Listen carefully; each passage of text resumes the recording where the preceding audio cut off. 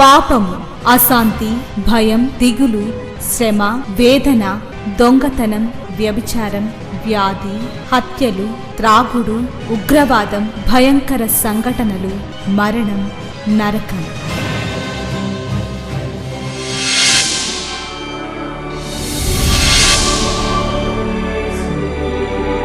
సిలువలోనే పాప క్షమాపణ, పరిశుద్ధ జీవితం, ప్రేమ, వాక్య ధ్యానము, నెమ్మది, సహవాసం, నిత్య జీవం.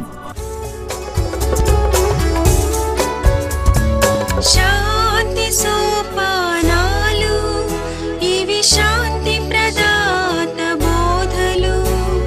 చీకటిలో ఉన్న ప్రజలకు గొప్ప వెలుగు కలుగుటకు, చీకటిలో ఉన్న ప్రజలకు గొప్ప వెలుగు కలుగుటకు, చీకటి నుండి వెలుగునకు నడిపించే సోపానాలు. దేవాది దేవుని పరిశుద్ధ నామమునకు స్తుతి, ఘనత, మహిమ, ప్రభావములు కలుగునుగాక. దేవుని యొక్క అపారమైన కృప, దయాదాక్షములు బట్టి మనం ఈ రీతిగా ఇంకా సజీవ లెక్కలో ఉన్నాం. బైబిల్లో ఈ భయంకరమైన విపత్తు లేక తెగులు ప్రజల మీదకి వచ్చినప్పుడు, కష్ట సమయం ప్రజల మీదకి వచ్చినప్పుడు నేను ఈ మధ్య ఆలోచిస్తూ ఉన్నాను. దేవుడు ఫరోని కూడా కనికరించారు. ఐగుప్తు దేశం మీద తెగుళ్ళు వచ్చిన ప్రతిసారి కూడా ఫరో వెళ్ళి మీ దేవుడికి ప్రార్థన చేయండి, నేను ఇశ్రాయేలుని పంపించేస్తాను అన్నప్పుడల్లా మోషే వెళ్ళి దేవుని దగ్గర మొరపెట్టేవాళ్ళు. మోషే మొరపెట్టగానే దేవుడు ఆ తెగులును తొలగించేవాళ్ళు. ఫరోను కనికరించావు ప్రభువా, మమ్మల్ని కూడా కనికరించు అని దేవుడి సన్నిధిలో ఏడవడానికి దేవుడు ఆ తలంపు దయచేస్తూ ఉన్నారు. అంత మాత్రమే కాదు, ఇశ్రాయేలీలు దేవుని దగ్గర తప్పిపోయినప్పుడు, దేవునికి వ్యతిరేకంగా నడిచినప్పుడు, అన్నిలా ఆచారాలు వాళ్ళు అనుసరించినప్పుడు, దేవుని యొక్క దృష్టిలో పాపం చేసినప్పుడు ఎన్నోసార్లు భయంకరమైన తెగులుకు వాళ్ళు ఆహుతైపోయారు. మిడునాగులు వాళ్ళ మధ్య పుట్టాయి. మోషే మొరపెట్టినప్పుడు ఒక్క ఇత్తడి సర్పాన్ని పైకెత్తమన్నారు. ఆ ఇత్తడి సర్పాన్ని చూచి బ్రతికారు. ఇవి 1, 2 కాదు, ఎన్నో సంఘటనలు మనం చూస్తూ ఉంటాం. ఈ ఇత్తడి సర్పం అనేది సంఖ్యాకాండం 21వ అధ్యాయం 5వ వచనాన్ని చదువుతున్నాను. కాగా ప్రజలు దేవునికిని మోషేకును విరోధముగా మాట్లాడి, ఆయన పంపిస్తున్న మన్నాను, చవి సారం లేని అన్నము మాకు అసహ్యమైనదన్నారు. అందుకు యెహోవా ప్రజల్లోనికి తాపకరములైన సర్పములను పంపారు. మళ్ళా ప్రజలు పశ్చాత్తాపపడ్డారు. మేము నీకు దేవునికి విరోధంగా పాపం చేశాము, దేవుడు మా మధ్య నుండి ఈ సర్పాలు తొలగించేటట్టుగా ప్రార్థన చేయమని అడిగినప్పుడు మోషే ప్రజల కొరకు ప్రార్థన చేశాడు. అప్పుడు ప్రభువు చెప్పారు, నీవు తాపకరమైన సర్పము వంటి ప్రతిమను చేయించి స్తంభం మీద పెట్టుము, అప్పుడు కర్మపడిన ప్రతివాడును దాని వైపు చూచి బ్రతుకును. కాబట్టి మోషే ఆ రీతిగా చేశాడు. 9వ వచనం, అప్పుడు సర్పపు కాటు తినిన ప్రతివాడు ఆ ఇత్తడి సర్పమును నిదానించి చూచినందున బ్రతికెను. ఆ ఇత్తడి సర్పాన్ని నిదానించి చూచినందున బ్రతికాడు. ఇదే సంఘటన గూర్చి ప్రభువారు నికోదేముతో మాట్లాడుతూ యోహాను సువార్త 3వ అధ్యాయం 14-15 వచనాలు, అరణ్యములో మోషే సర్పమును ఎలాగెత్తెనో అలాగే విశ్వసించు ప్రతివాడును నశింపక ఆయన ద్వారా నిత్యజీవం పొందినట్లు మనిషి కుమారుడు ఎత్తబడవలెను. ఈ మాటలు ప్రభువారు నికోదేముతో చెప్పిన మాటలు. యేసు ప్రభువారు సిలువలో మరణించడానికి ఆయన ఎత్తబడినప్పుడు నికోదేముకు తప్పకుండా ఈ మాటలన్నీ గుర్తొచ్చుంటాయి. అందుకని ఆయన సమాధిని చేయటానికి నికోదేము తెగించి ముందుకొచ్చాడు.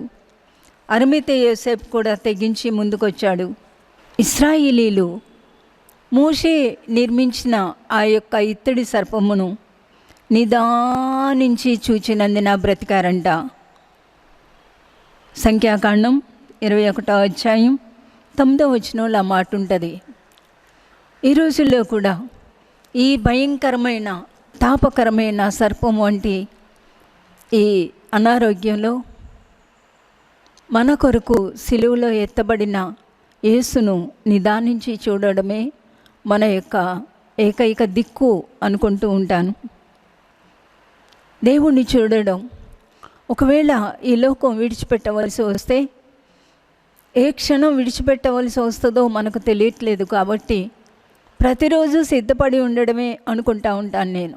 ప్రతిరోజు జీవితాన్ని చక్కదిద్దుకోవడమే, దేవునికి వ్యతిరేకమైన ప్రతి ఒక్కటి కూడా మనం క్షమాపణ అడుగుతూ దేవునికి ఇష్టమైన భక్తిలోకి రావాలని కోరుతా ఉన్నాను.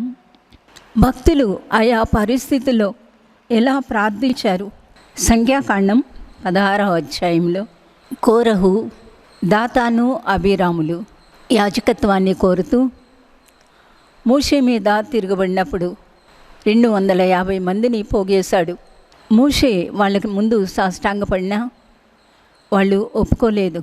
దేవుడు భూమి నెరవేర్చి దాతాను, అబీరాము, కోరహు వారి సంబంధులందరినీ మిరింగివేయటానికి దేవుడు అనుమతించారు.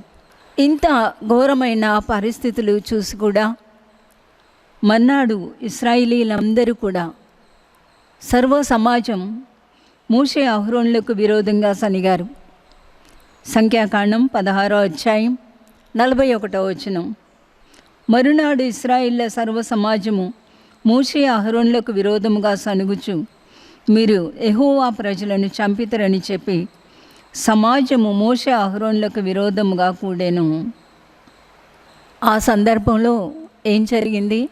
ఇది చాలా దుఃఖకరమైన సంఘటన. అలాగే బైబిల్లో దేవునికి వ్యతిరేకంగా నడిచినప్పుడు ప్రజలు ఎంత ఘోరమైన పరిస్థితిని, ఎంత కీడు, తెగులు, మరణం ఎదుర్కొన్నారు అనేది బైబిల్ స్పష్టంగా చెప్తా ఉంది. 44వ వచనం. యెహోవా, మీరు ఈ సమాజం మధ్య నుండి తొలగిపోడి, క్షణంలో నేను వారిని నశింపజేయదునని మోషేకు సెలవీయగా వారు సాగిలపడిరే. 46. అప్పుడు మోషే, నీవు ధూపార్తిని తీసుకొని బలిపీఠపు నిప్పులతో నింపి ధూపము వేసి వేగముగా సమాజమునద్దకు వెళ్ళి వారి నిమిత్తము ప్రాయశ్చిత్తము చేయము. కోపము యెహోవా సన్నిధిలో ఉండి బయలుదేరెను. తెగులు మొదలుపెట్టెనని అహరోనుతో చెప్పెను. చెప్పగా మోషే చెప్పినట్లు అహరోను వాటిని తీసుకొని సమాజ మధ్యకు పరిగెత్తిపోయినప్పుడు తెగులు జనులలో మొదలుపెట్టి ఉండెను. కాగా అతడు ధూపము వేసి ఆ జనుల నిమిత్తము ప్రాయశ్చిత్తము చేసెను. 48వ వచనం గమనించండి. అతడు చచ్చిన వారికిని బ్రతికిన వారికిని మధ్యను నిలువబడగా తెగులు ఆగెను. చాలా రోజుల నుండి ఈ మాటే మనసులో వేదన కలిగిస్తూ ఉంది. చచ్చిన వారికి బ్రతికిన వారికి మధ్య అహరోను ధూపార్తి చేత పట్టుకొని దేవునికి నైవేద్యం వేస్తూ నిలబడ్డాడు. చస్తున్న వాళ్ళు, బ్రతుకుతున్న వాళ్ళు మన ముందే ఉన్నారు కదూ. మన వంతు ప్రార్థన ధూపార్తి దేవుడు కోరే పద్ధతిలో, దేవుడు కోరే విధానంలో పరిపూర్ణమైన సంపూర్ణమైన భక్తితో, పూర్ణ భక్తితో, పూర్ణ హృదయంతో, పూర్ణ శక్తితో దేవుణ్ణి ఆరాధిస్తూ మధ్యలో నిలబడవలసిన బాధ్యత దేవుణ్ణి ప్రేమించే ప్రతి వ్యక్తి మీద ఉంది. మన ప్రధాన యాజకుడైన యేసు ప్రభు చచ్చిన వారికి బ్రతికిన వారికి మధ్య ఆయన నిలబడ్డారు. దేవుణ్ణి ప్రేమించే వ్యక్తిగా, ఒక విశ్వాసిగా నిత్యము ప్రార్థనా ధూపం వేయవలసిన రోజుల్లోకి మనం వచ్చాం. మనం ఒకవేళ పనులు చేసుకుంటున్నా, కడుకు రాత్రి నిద్రపోతూ ఉన్నా, ఎలా అయినా సరే ప్రార్థన మన పెదాల మీద కదులుతూ ఉండాలి. కేవలం దేవుని యొక్క ఉగ్రతను ఆపేది ప్రార్థన. దేవుని యొక్క ఉగ్రతను ఎన్నిసార్లు మోషే ఆపగలిగాడు. మన జీవితాల్లో కూడా దేవుని వైపు తిరిగి కనికరించమని మనం కేకలు వేయవలసిన సమయానికి వచ్చాం. అంత మాత్రమే కాదు, ఇక రాబోయేది చిన్న పిల్లల మీద కూడా ప్రభావం చూపిస్తుంది ఎక్కువ అనే ఒక వార్నింగ్ డాక్టర్స్ ఇస్తూ ఉన్నారు.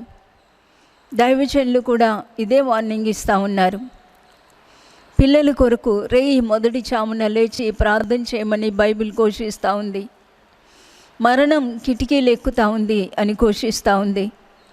ఇంత భయంకరమైన పరిస్థితిని చూచి కూడా మనం ఏమాత్రం చలించకుండా ఇంకా అలాగే పాత స్వభావంలో ఉన్నామేమో, ఇంకా పాత మనసుతోనే మనం ఉన్నామేమో, ఇంకా నిర్లక్ష్యంతోనే మనం ఉన్నామేమో, ఇంకా ఏమీ పట్టనట్టే మనం ఉన్నామేమో. మనం దేవుని దగ్గరికి వెళ్ళినప్పుడు ఏం జవాబు చెప్తాం? ఎలా అయినా సరే, చిన్నలైనా పెద్దలైనా, యవనస్తులైనా, స్త్రీలైనా, పురుషులైనా, సమయం దొరికినప్పుడల్లా దేవుని సన్నిధిలో, అయ్యా మమ్మల్ని క్షమించండి, అయ్యా మా సమాజాన్ని క్షమించండి, అయ్యా మా దేశాన్ని క్షమించండి, అయ్యా మా పట్టణాలను క్షమించండి, మమ్మల్ని మీ ఉగ్రత నుండి తప్పించండి. ఈ యొక్క భయంకరమైన తెగులుకు మనం అర్హులమే. ప్రజలు తమ ఇష్టానుసారంగా జీవించడం, ఇష్టం వచ్చినట్లు అక్రమమైన జీవితాలు, కామపు కోరికలు, కామేచ్ఛలు, స్వలాభం, స్వార్థం, అవినీతి, అక్రమం సమాజంలో, క్రైస్తవ్యంలో కూడా ఇంత కుళ్ళిపోతూ ఉన్న ఒక ప్రపంచంలో మనం ఉన్నాం. నోవహు కాలంలో 2-3 రోజుల క్రితం తలుపు తెరుస్తూ ఉదయకాలం అనుకున్నాను, ప్రభువా మేము పీల్చే గాలే విషమైపోయిందా? ఎలా జీవించాలి ఈ విషపూరిత ప్రపంచంలో? మీ కాపుదల భద్రత దయచేయమని ప్రార్థన చేసుకుంటూ ఆ తలుపులు తీస్తూ ఉంటే అప్పుడు ప్రభు ఒక మాట జ్ఞాపకం చేశారు.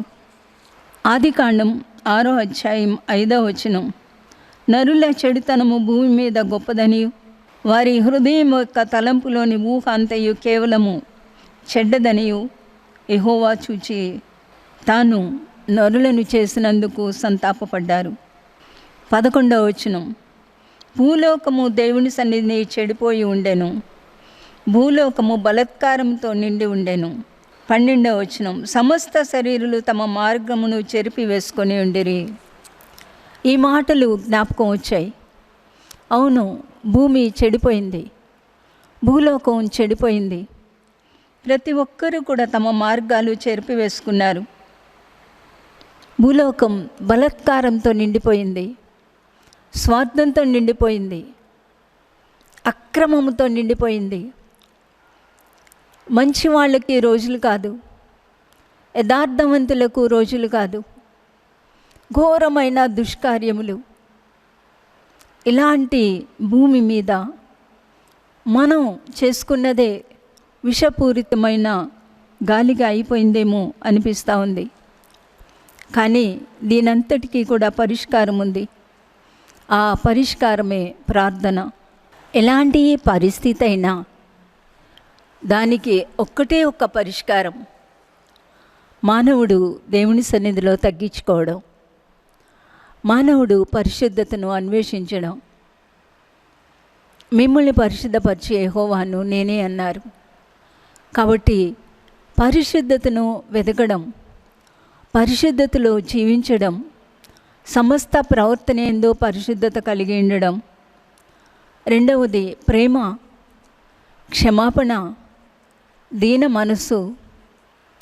2, 3, 4గా ఈ గుణాలు మనం కలిగి ఉండడం. ఈ గుణాలు కలిగి అప్పుడు మనం ప్రార్థన చేయాలి. చాలా బాధాకరమైన విషయం ఏంటి అంటే, బైబిల్ చదువుతాం, వాక్యం వింటాం, కానీ జీవితాన్ని సరిచేసుకోం. కోపాలు, ద్వేషాలు, కక్షలు, అసహ్యమైన మనస్తత్వం, దేవునికి ఇష్టం లేని పనులు, ఇవన్నీ చేస్తూనే అదే నోటితో మళ్ళా ప్రార్థన చేస్తాం. ఈ ప్రార్థనకు అసలు ఏమైనా విలువ ఉందా?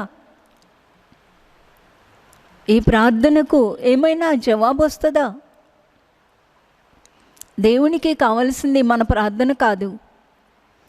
దేవునికి కావలసింది మన హృదయం, మన అంతరంగంలో యథార్థమైన మనసు, సత్యం, పరిశుద్ధత, నెమ్మది, సాత్వికం, ఒకరినొకరు అర్థం చేసుకోవడం, ఒకరికొకరు సహకరించుకోవడం, ఒకరిని ఒకరు సన్మానించుకోవడం, తగ్గించుకునే మనస్తత్వం, ఇవన్నీ కావాలని దేవుడు కోరుతా ఉన్నారు.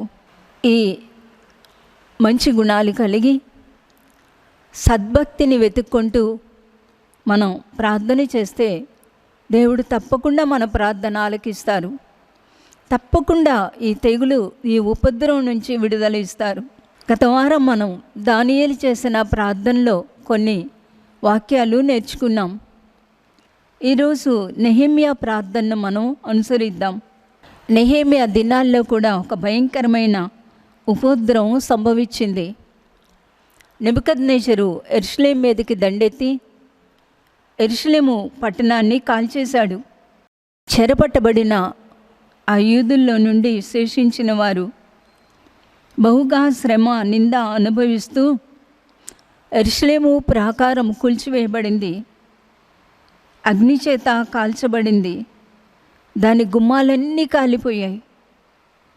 ఈ మాటలు చెప్పడానికి యూదుల్లో కొందరు నెహెమ్యా దగ్గరికి వచ్చారు.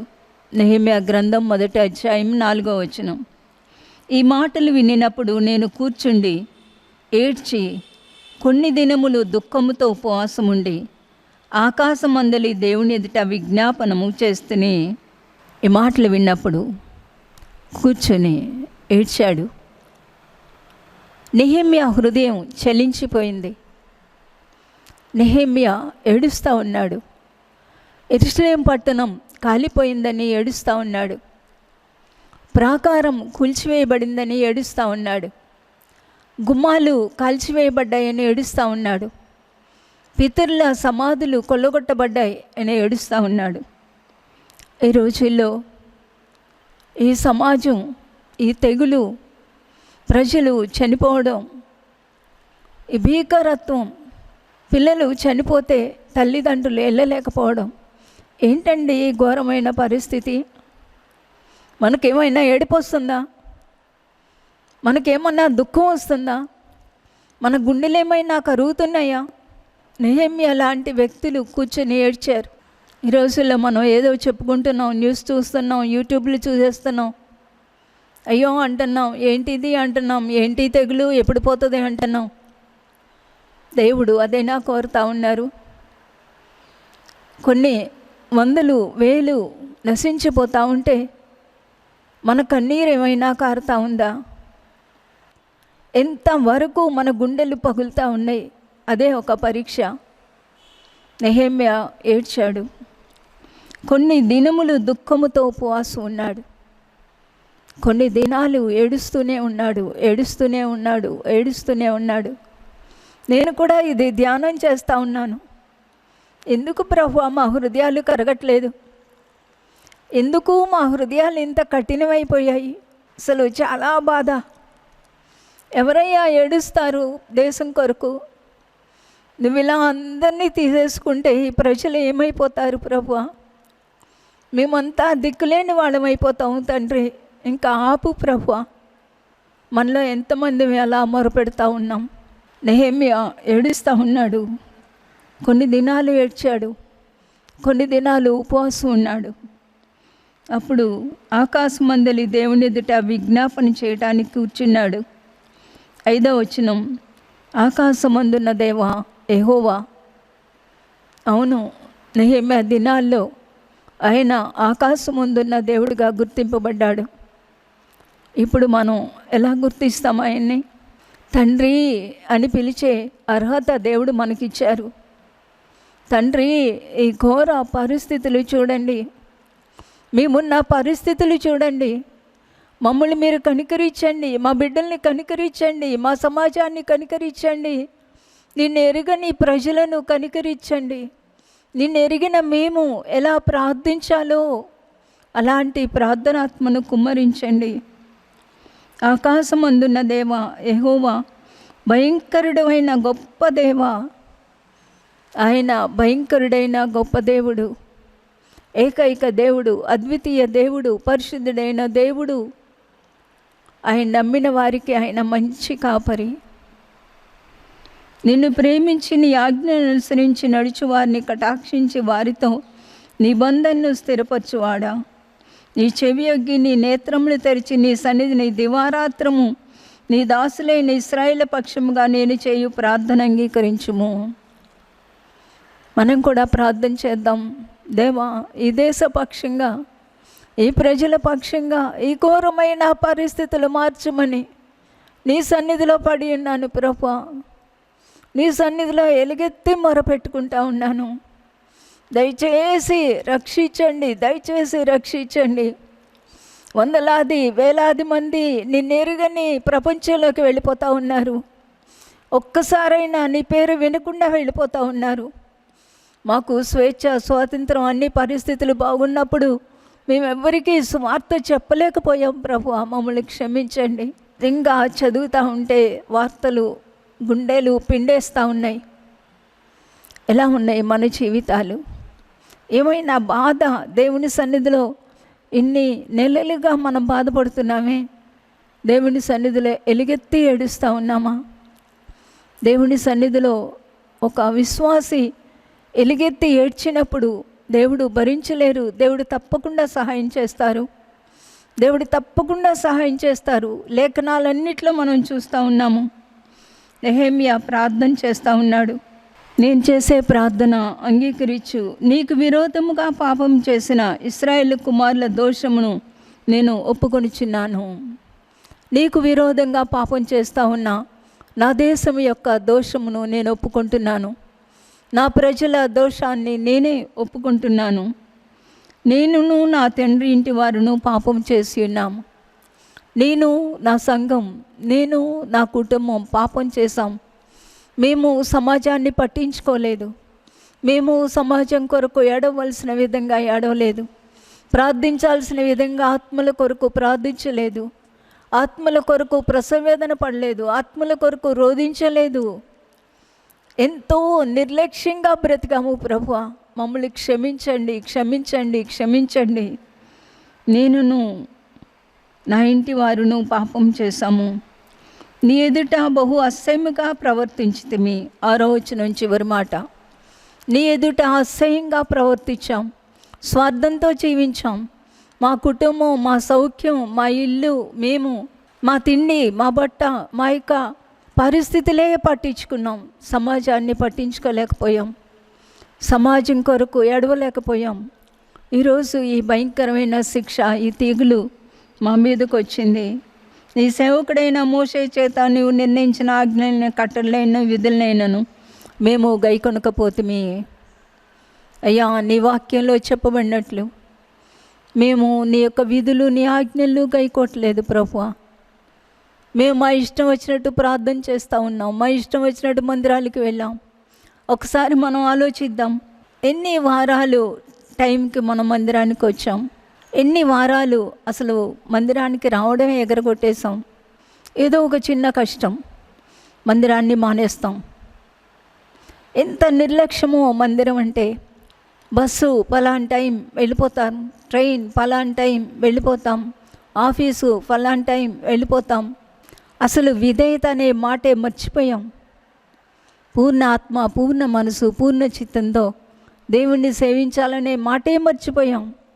మందిరంలో అడుగు పెడితే పాటలు, అన్నీ ఎక్విప్మెంట్ అంతా ఉందా, వాయిద్యాలు వాయించే వాళ్ళు వచ్చారా, వీళ్ళు, అది ఇది తప్ప ఎవ్వరూ కూడా, నాతో సహా ఈ మాట ఎప్పుడూ మర్చిపోయానేసయ్యా, నన్ను క్షమించు, ఈ శిక్ష మాకు తగుననుకున్నాను. నీ సేవకుడైన మోషేతో నీవు సెలవిచ్చిన మాటను జ్ఞాపకమునకు తెచ్చుకొనుము.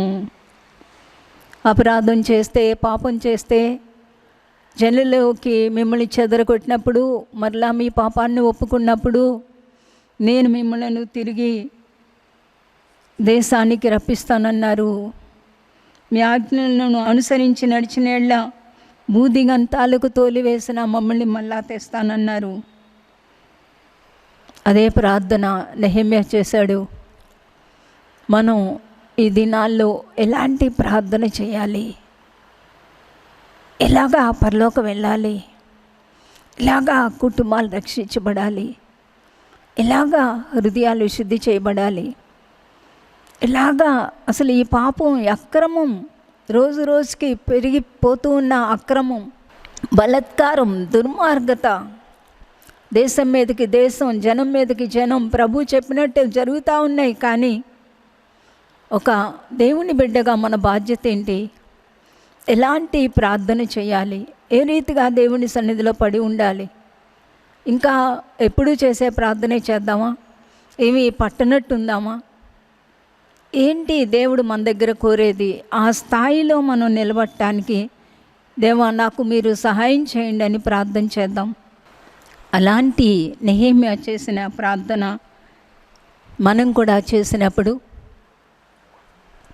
నెహెమ్యాను రాజు కనికరించి ఏ రీతిగా ఆ దేశానికి తిరిగి పంపించి యెరూషలేము యొక్క ప్రాకారాన్ని కట్టబట్టి నెహెమ్యా గ్రంథం బైబిల్లోకి వచ్చింది. మన జీవితాల్లో కూడా ఈ చుట్టూ కూడా మరణం వ్యాపిస్తూ ఉన్న ఈ దినాల్లో భయంకరమైన ఆర్తనాదాలు, భయంకరమైన మరణానికి పెనుగులాట, ఆక్సిజన్ అందక చనిపోతున్న మనుషులు, ఆక్సిజన్ కొరత, నిజంగా చివరి దినాల్లో ఇలాంటి పరిస్థితుల్లో ఒక దేవుని బిడ్డగా మన దగ్గర నుంచి దేవుడు ఏం కోరుతూ ఉన్నారో అలాంటి విజ్ఞాపన ఆత్మతో దేవుని సన్నిధిలో మనం ప్రార్థన చేసుకుందాం. ప్రేమ కలిగిన మా ప్రియమైన పరలోకపు తండ్రి, మీకు వందనాలు ప్రభువా, మీకే వందనాలు, మీకే స్తుతులు నాయన, మీకే ఆరాధన ప్రభువా, మీకు వందనాలు. దయచేసి ప్రభువా మమ్మల్ని మీరు కనికరించి నీ పరిశుద్ధ ఆత్మచేత మమ్మల్ని నింపి, ఆ విజ్ఞాపన ఆత్మచేత నింపి ఈ ఘోరమైన కష్ట పరిస్థితులు ఎలా ప్రార్థించాలో ఆ ప్రార్థన చేయటానికి సహాయం చేయండి. ప్రతి ఒక్కరిని జ్ఞాపకం చేసుకొని నీ ఉగ్రత నుండి, ఈ తెగుళ్ళ నుండి మమ్మల్ని తప్పించమని వేడుకుంటూ యేసు నామమున ప్రార్థిస్తున్నాను తండ్రి, ఆమేన్. మహాదేవుడు మన ప్రభువు రక్షకుడునైన యేసుక్రీస్తు కృపా, దేవుని ప్రేమ, పరిశుద్ధాత్మనిత్య సన్నిధి సహవాసం కూడి వచ్చిన మనందరికీ సదా తోడైండి నిత్యత్వాన్ని గూర్చిన నిరీక్షణతో కూడిన జీవితాలలోనికి నడిపించును గాక. ఆమేన్. దేవుని యొక్క కృప మనకు తోడైండి మనం నిలవలసిన ఆ స్థాయిలో నిలబడటానికి దేవుడు మనకి సహాయం చేయను గాక. ఆమేన్. My address Srimati Joy Sam Benny, Emmanuel Church 1-146 S Achutapuram, Kakinada 4. మా ఫోన్ నంబర్స్ 9440109893 మరియు 0884-237-6793. మరలా ఇదే సమయానికి ఇదే ఛానల్లో మనం కలుసుకుందాం. Thank you.